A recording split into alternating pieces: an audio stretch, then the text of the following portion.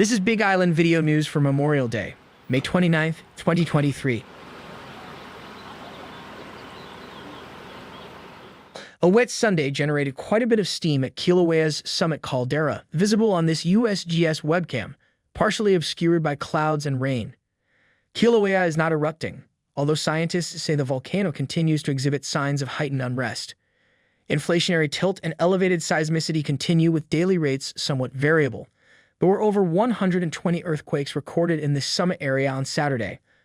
Over the past several months, both deformation and seismicity have been elevated beyond the rates observed before the January 5th summit eruption.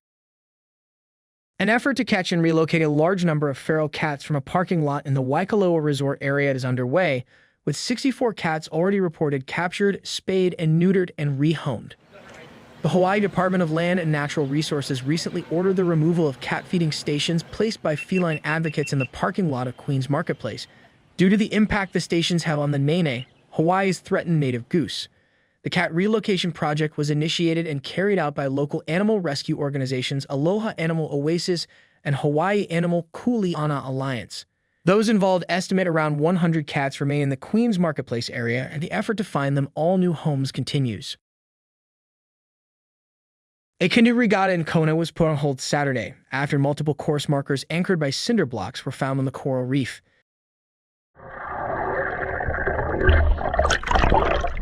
Teams from the DLNR Division of Aquatic Resources and the Division of Conservation and Resources Enforcement reported that of the 28 cinder block lay markers at the Kona Wharf, 16 were found resting on coral structures.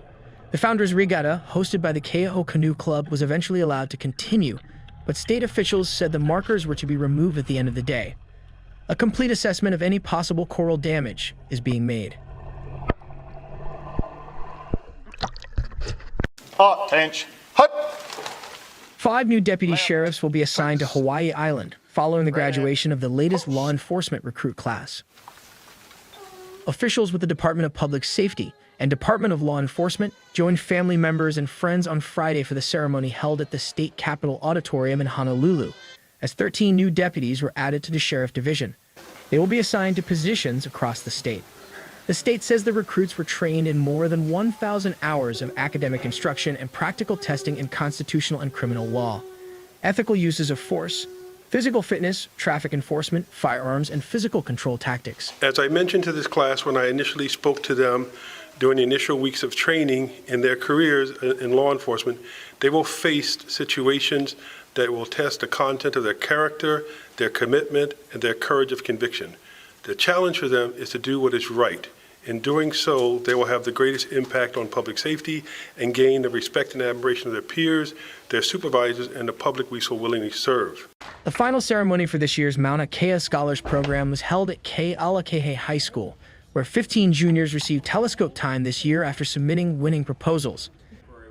The Scholars Program provides telescope time for Hawaii public high school students using the Mauna Kea observatories for their own independent research projects.